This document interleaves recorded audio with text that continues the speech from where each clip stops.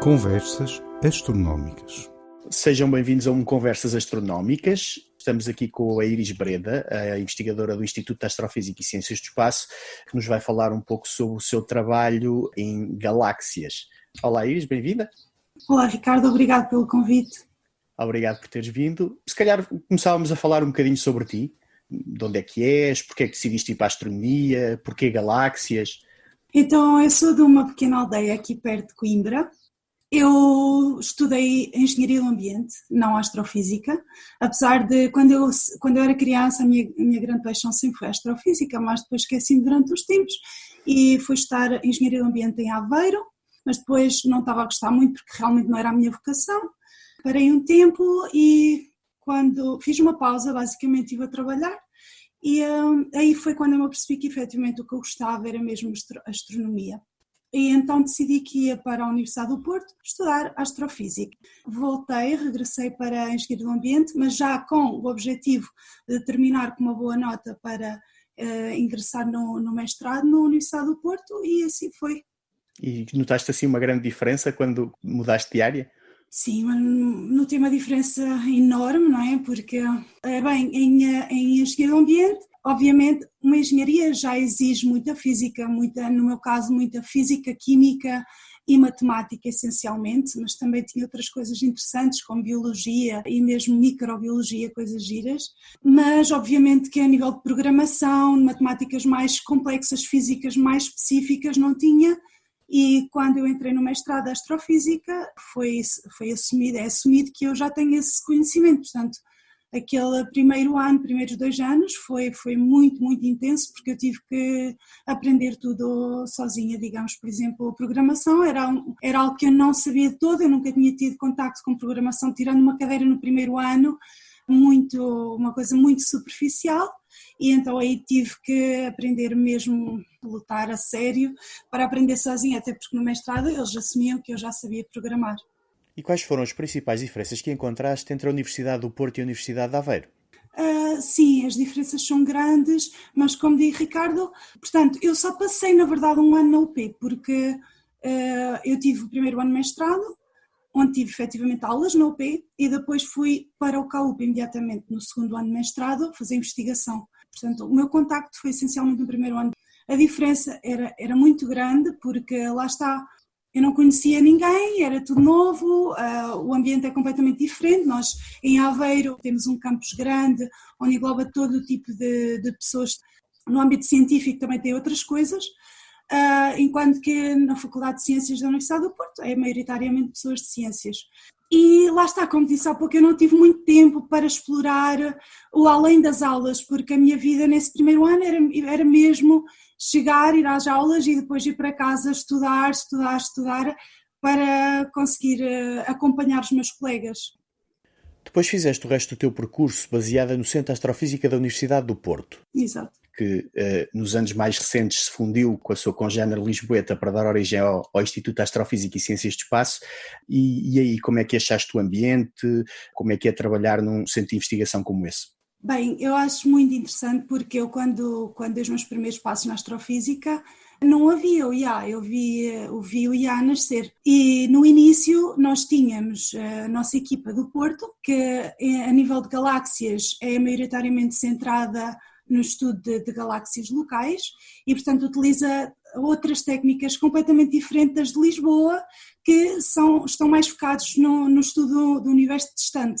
Portanto, foi muito interessante, quer dizer, eu vim de ter uma equipa altamente especializada e limitada numa coisa e de um momento para o outro passámos a ter expertise, digamos, de 2 equipas completamente diferentes, dedicadas a campos completamente diferentes e, portanto, foi um grande benefício. E o facto de o IA estar distribuído por 2 polos, achas que é uma vantagem ou uma desvantagem? Pode ser visto das 2 formas, creio eu, porque é sempre giro a gente de vez em quando se encontrar, ir visitar outra cidade, eles vêm e visitam o Porto é sempre interessante. E ao mesmo tempo, nós com este nível de tecnologias hoje em dia, nós encontramos todas as semanas via Zoom ou via Skype, encontramos 2 vezes por semana, às terças e quintas-feiras. Portanto, é quase como se estivéssemos no mesmo instituto, que é verdade. Não é físico, mas é um instituto em comum. Nesse aspecto, este isolamento que nós estamos a sofrer neste momento até acabou por não ser uma grande diferença para um dia normal. Sim. Quer dizer, para mim pessoalmente é muita diferença, mas isso tem a ver com a personalidade, é só mesmo o facto de... Eu sou um bicho bastante social, o pouco tempo que eu tenho é dedicado para estar com os que mais amo. É física e estar com as pessoas que eu amo. Neste momento só tenho mesmo astrofísica e, portanto, acaba por ser às vezes um pouco frustrante e desmotivador, porque falta o outro lado, não é? Uma pessoa precisa de se entreter para depois conseguir se focar melhor. E neste momento, para mim, especificamente, é um pouco complicado, não por ter os filhos em casa, como é o caso de muitos colegas meus, porque neste momento não se conseguem concentrar, porque têm as crianças em casa, então é difícil fazer investigação assim. Eu é mesmo porque sou forçada a estar dentro de 4 paredes e depois digamos que isto é um trabalho extremamente criativo e é preciso uma grande concentração e então estarmos sempre a olhar para as mesmas paredes é a melhor coisa para matar a criatividade. Continuando a falar um bocadinho sobre ti, este trabalho que nós vamos falar já a seguir foi desenvolvido em grande parte enquanto ainda estavas a fazer o doutoramento. Há quanto tempo é que acabaste o doutoramento? Há menos de um ano. Terminei em maio do ano passado. E, entretanto, entraste como investigadora para o Instituto de Astrofísica e Ciências do Espaço. E se calhar pedia-te então para descreveres o que é um dia típico de trabalho para ti. Não nesta altura, obviamente, mas numa altura mais normal, como é que é um dia típico de trabalho para ti? Bem, nós astrónomos, a gente não precisa de grandes coisas, desde que tenhamos um bom computador, ou até nem isso neste momento, uma boa ligação à internet. Nós conseguimos ligar os servidores, por exemplo, eu tenho 3 máquinas que estão por nossa conta na nossa equipa de galáxias, extragaláctica para o Porto, e há outros tantos em Lisboa, portanto eu só preciso de uma boa ligação à internet para conseguir ligar aos servidores e trabalhar daí. Bem, um dia de trabalho normal tem a ver com isso, é sempre em frente a um computador, muita programação, é a resolução de problemas acima de tudo. Daí a falar há pouco que é preciso grande criatividade porque a astrofísica é algo um pouco abstrata no sentido em que o que nos chega é apenas luz e são sinais muito, muito tenues, não é verdade? Então é um trabalho muito delicado e muitas vezes aparecem-nos problemas novos que nunca ninguém se deparou com eles e nós temos que arranjar sempre novas formas de contornar esses problemas, de solucionar essas situações que nos vão aparecendo para continuar com a nossa investigação. Para isso utilizamos maioritariamente ferramentas de programação e no meu caso, como sou astrónoma observacional, utilizo dados de telescópios. Portanto, sim, o meu dia é maioritariamente passado em frente ao computador, a ouvir música que passe despercebida, digamos, nada que seja para a gente não consiga nos concentrar, e a programar ou a mexer em dados. Em astrofísica temos maioritariamente, não só, mas maioritariamente, fotometria e espectroscopia. Eu uso os dois e, portanto, tem a ver com isso, análise de dados, a resolução de problemas, muita programação. Estavas a falar muito de galáxias, mas queria te perguntar qual é exatamente a tua área de investigação, porque galáxias podem envolver muita coisa. No teu caso específico, o que é que estás a trabalhar? O meu objetivo é explicar como é que galáxias formam e evoluem. Nós temos imensas formas de o fazer. No meu caso, eu utilizo maioritariamente galáxias locais, ou seja, galáxias que estão perto de nós, e tento perceber, através da análise de galáxias de perto, como é que serão as galáxias que estão longe. Longe quer dizer longe no tempo, porque nós quando olhamos para o espaço, nós temos que perceber que a luz demora tempo a viajar até nós e, portanto, nós quando estamos a olhar para coisas muito distantes, estamos a olhar também para o passado delas, porque a luz que nos chega já foi emitida muitas vezes há milhares de milhões de anos. Era muito bom se nós pudéssemos olhar para essas galáxias que estão tão longe e em que nós podemos efetivamente ver o passado das galáxias, nós pudéssemos olhar para elas e vê-las com clareza. Mas, como disse há pouco, infelizmente não é assim, porque são coisas que estão tão distantes e os fotões, portanto, a informação que nos chega teve que viajar durante tantos anos-luz até chegar aqui, que é óbvio que vem tudo muito turpado e muito pouco brilhante, digamos. São sinais muito ténues.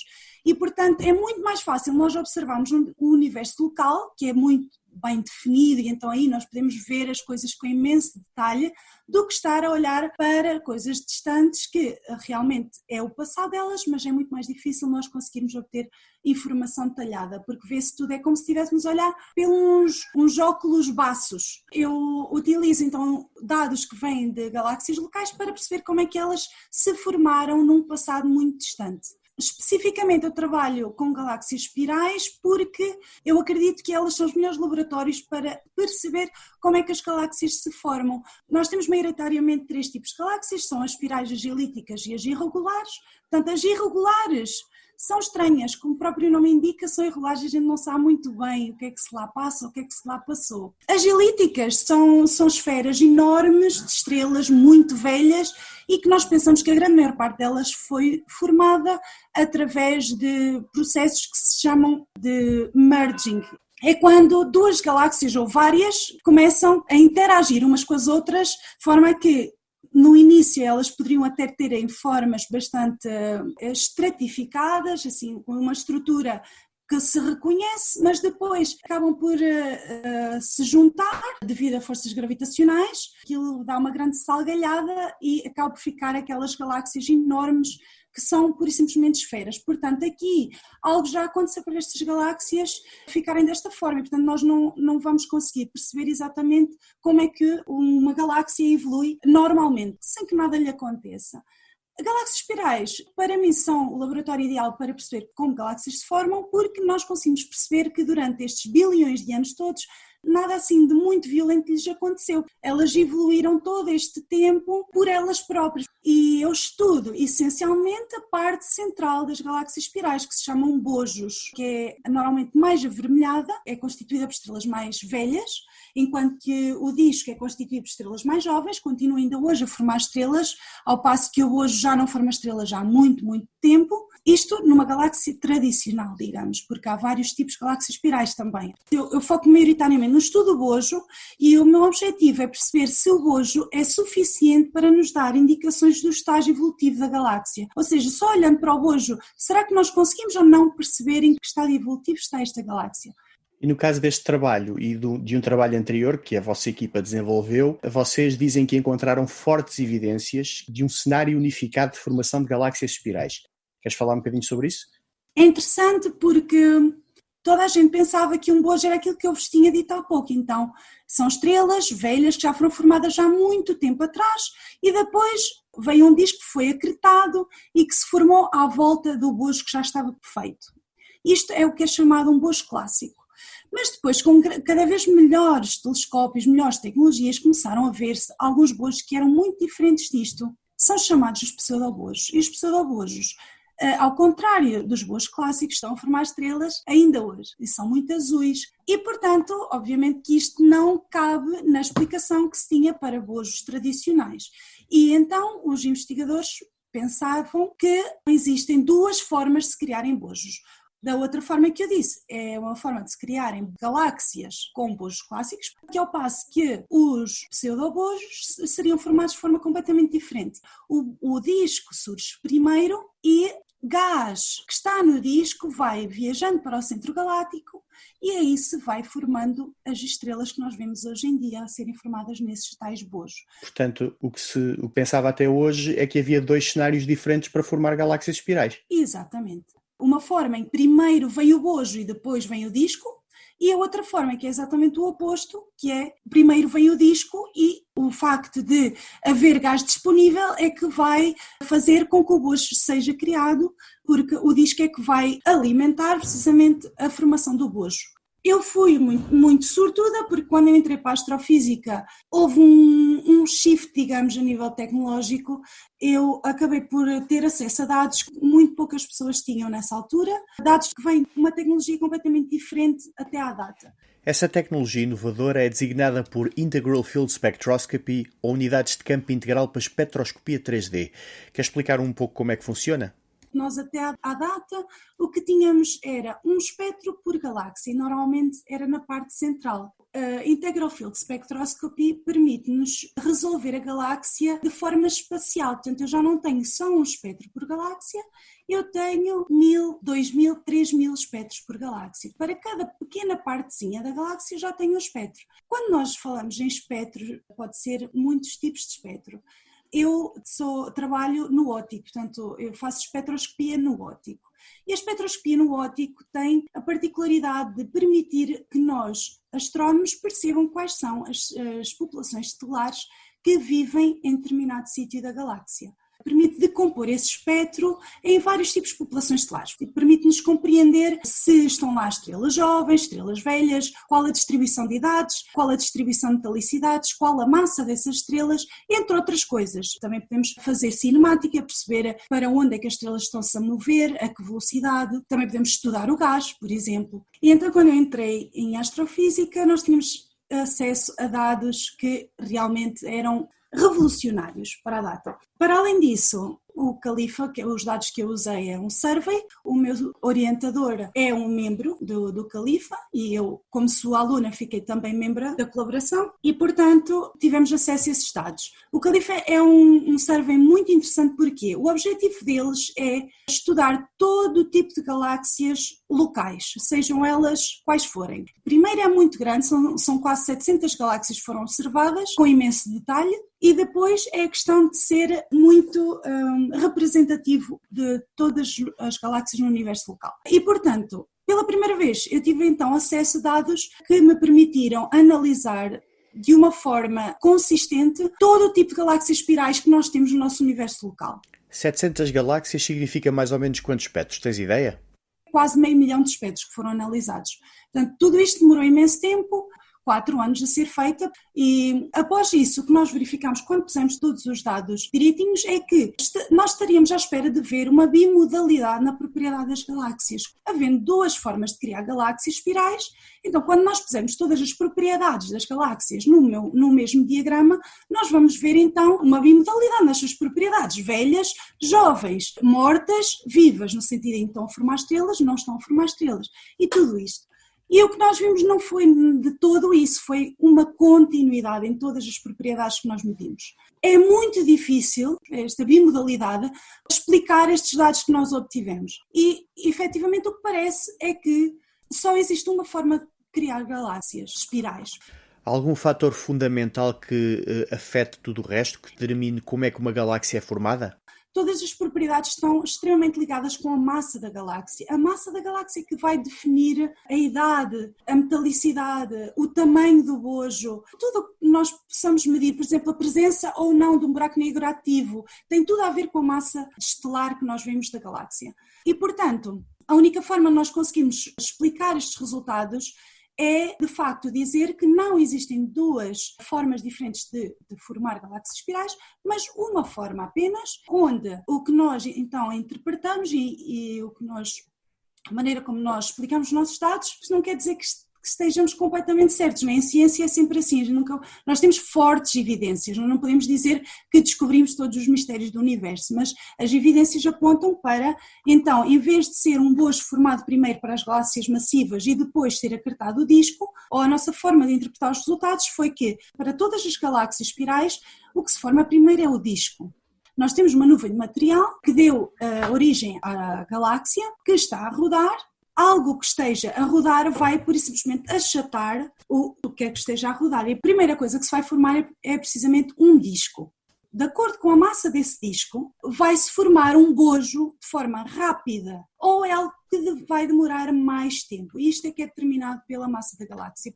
Uma galáxia espiral que é muito massiva vai ter um poço potencial também muito profundo, ou seja, massa é gravidade e, portanto, no centro da galáxia, onde está o poço potencial, digamos, Sendo muita massa, este poço vai ser muito, muito profundo. E, portanto, sendo muito profundo, o gás, que é muito, porque a galáxia é muito massiva, rapidamente vai cair para o poço. Ao cair para o poço, como ele é muito e é tudo muito rápido a acontecer, é tudo muito violento, porque a galáxia é realmente muito massiva, rapidamente vai começar a formar muitas estrelas e muito rápido vai formar um bojo, que rapidamente vai esgotar o seu gás e vai deixar de criar novas estrelas e vai passar a ser aquilo que nós chamamos de quenched, portanto não vai formar novas estrelas. Se estivermos a falar em galáxias de baixa massa, é exatamente o mesmo processo, mas uma vez que o poço potencial é muito mais baixo, porque é menos massa, então a gravidade não vai ser tanta e não vai fazer com que o poço potencial seja tão profundo, o gás também vai para o centro, mas tudo muito mais devagarinho. Daí nós ainda hoje conseguimos ver o bojo a ser formado, daí nós ainda vemos nos pseudobojos eles a formarem as suas estrelas. Portanto, o que nós dizemos é que o processo é o mesmo, mas a massa é que determina a velocidade dessa mesma reação. No vosso trabalho, vocês também falam no facto da massa do núcleo estar fortemente relacionada com a massa do buraco negro supermassivo, que nós hoje julgamos estar no centro de todas as galáxias estilo a nossa, e que alimenta o núcleo ativo de galáxia, ou AGN. Queres falar um bocadinho dessa relação entre o buraco negro e o núcleo ativo de galáxia e como é que isso afeta o desenvolvimento das galáxias? Sim, efetivamente nós vemos uma dependência muito forte. Há uma relação muito forte entre a massa do buraco negro, que é algo bastante difícil de medir, mas que nós conseguimos fazer, com a massa do bojo e, por consequência, com a massa da galáxia. Porque, tal como o nosso trabalho demonstrou e outros trabalhos anteriores, existe uma dependência muito forte entre a massa, ou uma relação muito forte entre a massa do bojo e a massa da galáxia. E, portanto, como existe também uma relação muito forte entre a massa do buraco negro e a massa do bojo, existe, portanto, uma relação muito forte entre a massa do buraco negro e a massa total da galáxia. Portanto, nós acreditamos que o buraco negro realmente tem o poder de regular o crescimento e a taxa de formação estelar das galáxias. Nós não sabemos ainda exatamente como. Isto são tudo evidências, não te posso dizer, Ricardo, nós sabemos a resposta a isto tudo, não sabemos. Mas, por exemplo, algo que nos deu alguma surpresa foi de verificar que, efetivamente, quando fomos a ver o que é que estava a excitar o gás nos nossos bojos, na nossa amostra de galáxias que tem todo o tipo de galáxias espirais, o que nós vimos foi que nas galáxias de baixa massa, o gás no centro da galáxia, portanto no bojo, está a ser excitado por estrelas jovens. O que está a excitar o gás é a formação estelar. Mas se nós formos para as galáxias de alta massa, o que está a excitar o gás no centro é o AGN. Nós vemos que realmente existe uma correlação bastante forte com a presença ou a ausência de AGN e a massa total da galáxia. Portanto, se nós temos acesso a muita massa, que é o caso, por exemplo, de uma galáxia massiva, portanto, quando se está a formar, a nuvem será então muito massiva, e como a gravidade trabalha sempre, tem sempre a tendência de juntar, agregar tudo, é normal que, havendo muita massa à mistura, a gravidade vai ser muito grande e, portanto, vai ter uma maior tendência de agregar tudo. E, portanto, a força que se vai proporcionar para o interior, que é onde se vai formar o buraco negro, vai ser maior e, portanto, vai haver uma força de sucção. Óbvio que não é, mas para ser mais fácil de compreensão. Onde uma grande fração do gás disponível vai imediatamente cair para dentro desse poço potencial e formar, então, o buraco negro. Em galáxias menos massivas, como, novamente, o poço potencial não é tão forte, então o buraco negro não será também tão massivo. E daí, talvez, o facto de nós não o conseguirmos identificar em galáxias de baixa massa. Não quer dizer que ele não esteja lá. Creio que tem a ver com a massa do buraco negro, porque, uma vez que estamos a falar de galáxias de baixa massa, então o buraco negro também é de baixa massa, então é mais difícil de ficar ativo para nós conseguirmos, efetivamente, vê-lo e identificá-lo. O teu trabalho refere a alguns projetos internacionais no qual a equipa está envolvida. Falaste do Rastreio Califa, também estão envolvidos em rastreios na banda rádio como o Evolutionary Map of the Universe. Em que outros projetos internacionais, atuais ou futuros, é que está envolvida a equipa? O IA está envolvido, felizmente, em vários novos instrumentos que vão ser seguramente revolucionários no campo da astrofísica. Onde eu estou mais ligada são em dois instrumentos, um é o MUNS e o outro o Euclid. Portanto, o MUNS, que vai, entre outras coisas, mapear espectroscopicamente um enorme número de galáxias, desde das galáxias mais distantes às mais locais. E, portanto, com a minha especialidade, vai nos permitir, por exemplo, ter uma ideia de que tipo de populações estelares existem nestas galáxias, que são uma enorme quantidade delas, desde quando o universo era bastante jovem até agora. Portanto, de uma forma gradual e pouco a pouco, ver como é que estas populações estelares foram evoluindo ao longo do tempo. Depois, o Euclid, eu estou a participar a nível de fotometria. Uma das coisas que este telescópio vai fazer é tentar caracterizar morfologicamente também um enorme número de galáxias, bastante distantes, e neste momento eu estou até a participar numa espécie de um concurso para perceber qual vai ser o algoritmo oficial que vai analisar todas estas galáxias. O objetivo deste algoritmo seria caracterizá-las de forma automática para perceber se são discos, se são elípticas, todas essas coisas, assim de forma automática, rápida e simples, porque são mesmo muitas. Só para as pessoas perceberem, quando falas em sorteio, quer dizer que vocês desenvolveram um algoritmo que submeteram para ser ou não escolhido. Exatamente. Eu, quando publiquei o meu segundo artigo, há uns meses atrás, talvez já meio ano, fui convidada por um dos membros do Euclid, o responsável pela parte de caracterização morfológica, se eu não queria participar neste concurso com tantos outros concorrentes, obviamente, do mundo inteiro, para ver como é que este algoritmo que eu desenvolvi se vai portar e para ver se vai então incorporar a ferramenta oficial de caracterização morfológica do Euclid. Há alguma ideia de qual é o prazo? O prazo foram todos mudados por causa do Covid. Era para ser em junho, mas agora já foi adiado durante uns meses. Está tudo adiado neste momento. Queria só terminar com mais uma ou duas perguntas. Eu ontem fui fazer uma pesquisa rápida no Google e vi que o vosso artigo, este último artigo, foi divulgado em países tão distantes como a China e a Rússia. É estranho saber que o teu artigo teve assim tanto alcance? Sim, é estranho, não estava a contar, sinceramente. Isso quer dizer que tiveram que haver traduções e tudo isso para a língua que estamos a falar, portanto, russo, chinês, é de facto estranho. Eu fui procurar o teu nome à base de dados de artigos científicos da área da astronomia, o ADS, e apareceram 7 trabalhos. É normal uma pessoa que acabou de começar a sua carreira científica, acabaste o teu doutoramento há muito pouco tempo, ter já este volume de trabalhos publicado? Talvez não seja muito normal, mas como disse Ricardo, eu fui muito sortuda de estar no tempo certo, na hora certa, para ter acesso a dados mesmo maravilhosos e depois de ter acesso a esses dados para ter os resultados que tive, porque muitas vezes nós temos dados espetaculares, temos tudo, estamos no sítio certo, hora certa, tudo mais, mas de facto os resultados não são aquilo que nós estaríamos à espera ou são inconclusivos. Eu tive muita sorte de realmente ter resultados extraordinários que ninguém estava à espera. E pronto, obviamente que depois muita dedicação, foi um doutoramento extremamente exigente.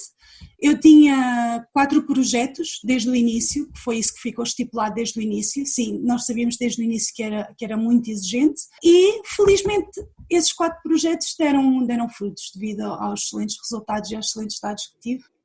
E só para terminarmos, onde é que te vês daqui a 5 anos? Daqui a 5 anos, lá fora, por uma razão muito simples, é que preciso também de ver como outras instituições, outros institutos da astrofísica trabalham e neste momento sinto que é isso que eu preciso para evoluir como cientista. Preciso sair um pouco da minha toca e ser confrontada com outros ambientes, com outras formas de pensar, porque é assim que nós crescemos. E terminamos por aqui. Iris, obrigado por estes minutos. Obrigado, eu, Ricardo. Obrigado por tudo.